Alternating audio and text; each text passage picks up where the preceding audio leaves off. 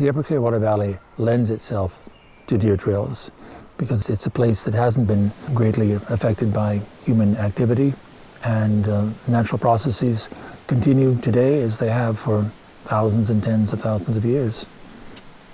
Therefore, we can follow the ways of the deer, the mind of the deer, and we can see organisms interacting ever since humans began to create our civilization.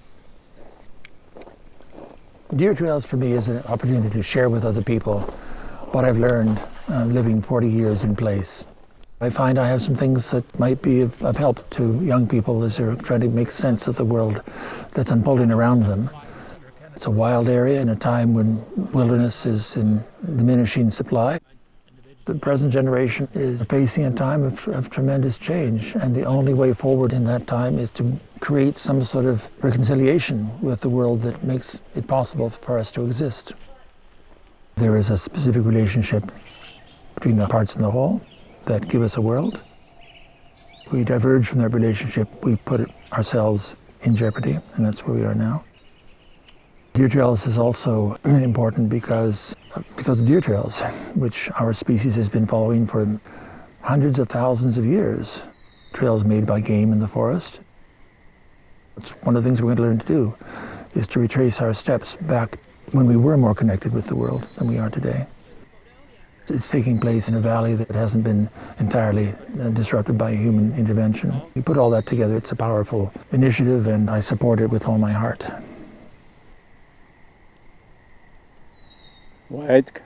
My name is Nathan Matthew. I'm a Secwepemc person, and I live in Chuchua, which is one of the main villages of the Seek people. And this is our land that we're on today in Wells Great Park. One of the real great challenges as First Nations people that we have nowadays is to reestablish our right to determine the uses of the land within our traditional territory. There's a space between pessimism and hope that we can continue to be in terms of relationship. One of the ideas is the responsibility that we have in our relationships to other people to be humble. And it's the same idea with the natural world. We humble ourselves in front of the plants and the animals, the places. We have an obligation to protect and make sure the world around us is sustainable. And people with determination, goodwill, education, information, and carry on the conversation. What's going to make a difference is people like you. Period. It is. Welcome to the Clearwater Wetland and Wildlife Corridor.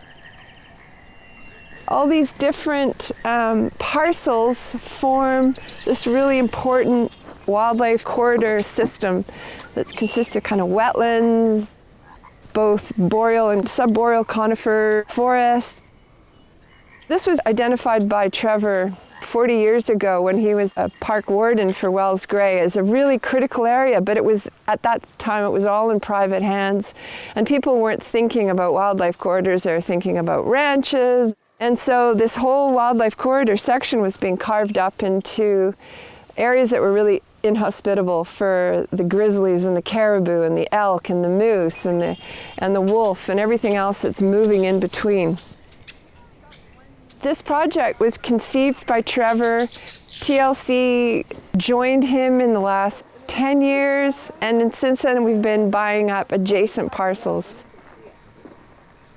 And then of course we joined with Thompson River University, who owned land on the other side of the highway. And so now we're really beginning to get quite a kind of coherent, big corridor for wildlife. What we're going to do today is I'm going to unleash you again to just as an excuse to go and find a really quiet, secret place. I'm going to go through the different amphibians that are here, and then try and, as I'm talking about them, try and figure out which one you really relate to. They all have very distinctive characteristics. And then I want you to go and find that suitable habitat. The amplexus is when the males all start hovering around a female and they're all competing. So there might be like 10, 15, 20 males on one female. So it's really quite a sight. The naturalist tradition really kind of emerged out of the early natural philosophers, and the term became more widely known in a kind of colonial context, because they would always put naturalists in with the expeditions, and those naturalists would go out and they'd be scanning the new colonies, and what were the plants and animals, what could they use, what could they extract. Probably around the time of Darwin, scientist-naturalist split. The scientific professions were starting to specialize. Suddenly we had biologists and geologists. There were still people that were interested in place, and they were interested in the relationships. And they also had a great love of these places. They couldn't express themselves as naturalists, because to call yourself a naturalist was somehow to discredit your credibility. So I think our role is to revive that notion. If you're a naturalist, you engage your head and your heart.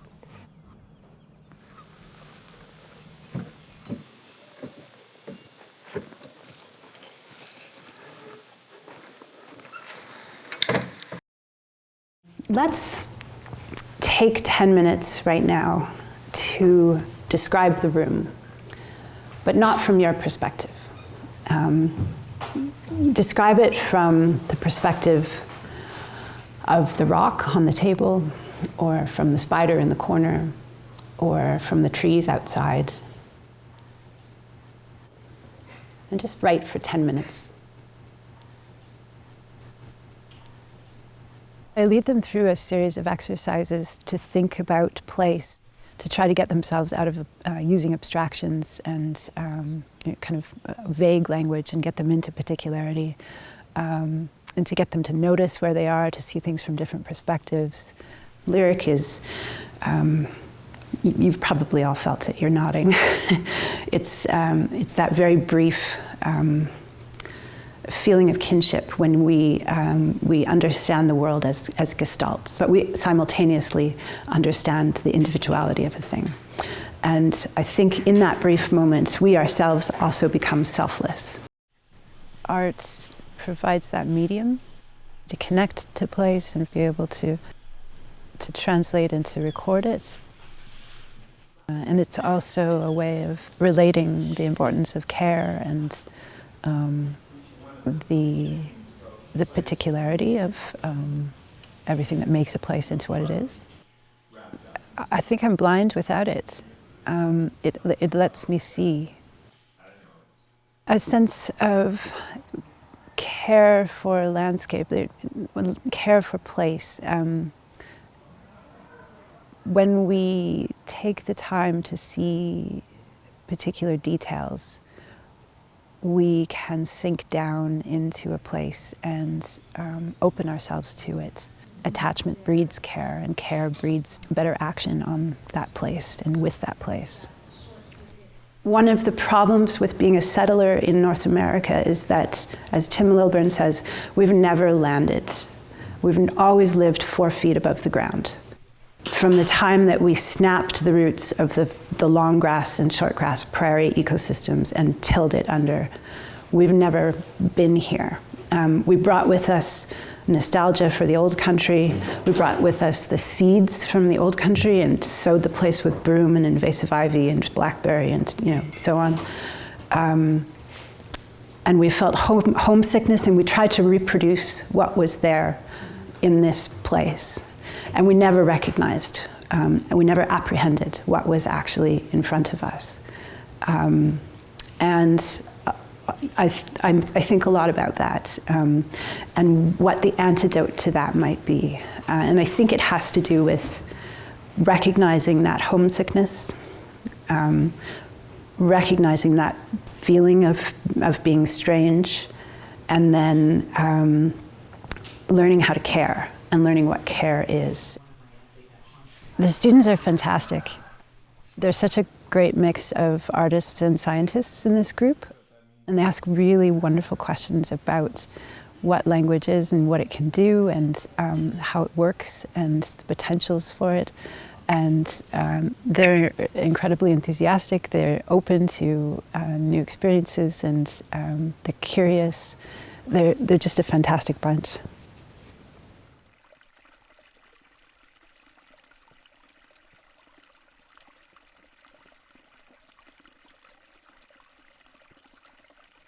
Martin L. Mueller transformed how I thought about stories. And when I started to make the link between creating change in the world was dependent upon the stories we told, then I started to realize the significance of the stories that Placid Lake was letting me tell had significance just beyond my puny little life. The science of the place I'm going to take you has always been deeply, deeply compelling. So I want to share some of that science with you tonight so that when we walk in, you'll carry some of that knowledge with you. We're taking a hike up here, and the way we're doing it and discussing purposefully why we're here, that really brings the place into the conversation. Whereas if you're actually coming to, let's say, this particular hike, like Placid Lake, well then Placid Lake's not just the destination, it's who you're having the relationship with. So having guides who are intentional in what they're bringing us out here to do really helps frame the experience. Having folks that know these territories and know why they're bringing us out here, yet are open. They're not just trying to be experts and hammer us with facts. The fact that it's a dialogue really, that's helping me step into my role as a student here.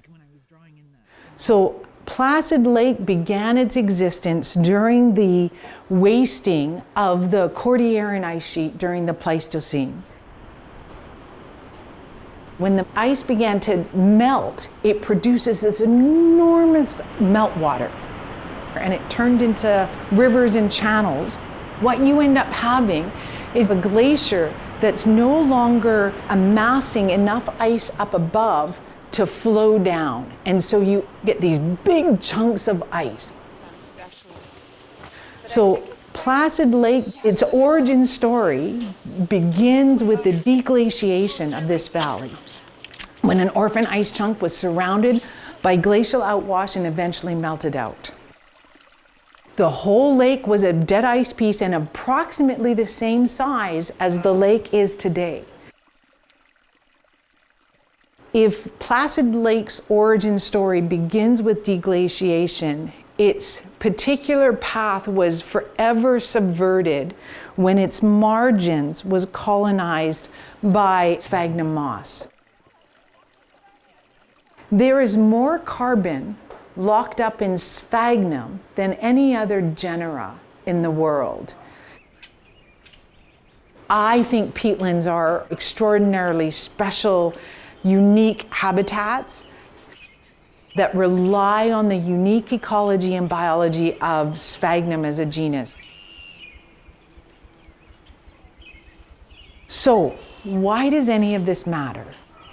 I have been really influenced by Christine Elzy's description of storyscapes, and that is where landscapes become so imbued with stories that it's hard to separate your personal identity from the place where you live.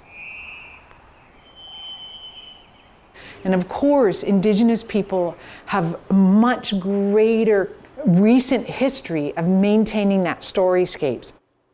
I think we all come from ancestors that inhabited storyscapes. For somebody like me of settler descent, my ancestors had to, for whatever reason, abandon the storyscape that they were born into. And we are still trying to create, in one way or another, storyscapes that are authentic for us.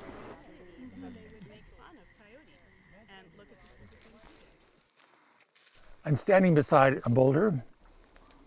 Anybody looking at this boulder would say, well, there's a stone, and they would be right. But what they're really seeing is not a stone at all. What they're seeing is a surface covered with lichen. And what we'd be looking at in a very minuscule replica is the surface of the world.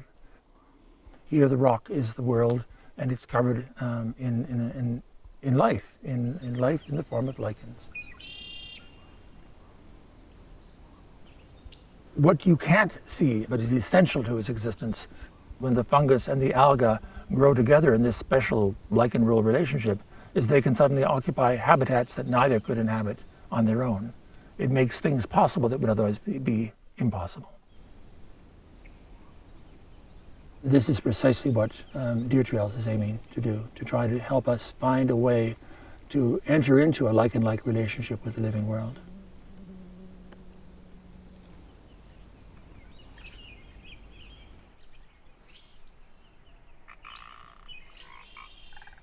Come and be an expert in a tiny little place, and you'll become the world expert in this swamp. Essentially, the exercise of mapping is to get people in a really juicy place and sit still for a while and observe and try and make some kind of sense of this very complex world and put it into a two-dimensional piece of paper which tells what they value, what they love, what they got curious about, what they want to protect, what they want to know more about. It's just really an exercise to get people to start connecting. The world is also very abundant. And if you give participants a 10 by 10 meter square, it demarcates the world. So instead of 2,500 species in the province, they may have 20. It serves as a gateway for them to start thinking about knowing the rest of the world. They'll have a tool they can take with them anywhere, to their backyard, to their kids' schoolyard, to working with community about conserving places. Once the learning starts, then they can start caring for it, then that's how you get people raising awareness. When you start interacting with the natural world on an intimate level that field journaling requires, it opens you up to be changed by the world. When we talk about connecting to nature, that's a really abstract thing, but when you pop a person in a swamp with a piece of paper and say, make some sense of it and make a map, that's when they really start connecting.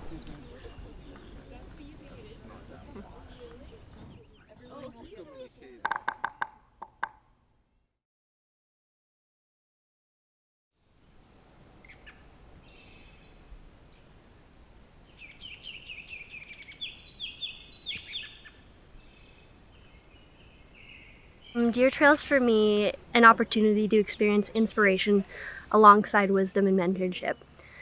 I really have found value and support in my ideas of connecting science and art. It exceeded my expectations as far as mentorship and a little bit of networking. This was a really outstanding experience for me. I am a university professor. I teach literature, poetry, film, culture from Latin America. I didn't know what to expect, and this was way more than I expected. This program was really well organized and opened up so many perspectives. It let me know more about this beautiful country, Canada, about the land, issues of place, Indigenous communities. It's been an amazing experience. I realized that as an educator who's speaking to hundreds of youth over the course of the year, that having a true sense of connection to your place is so important for growth. It just allows us to be vulnerable and ourselves and understand what's around us more.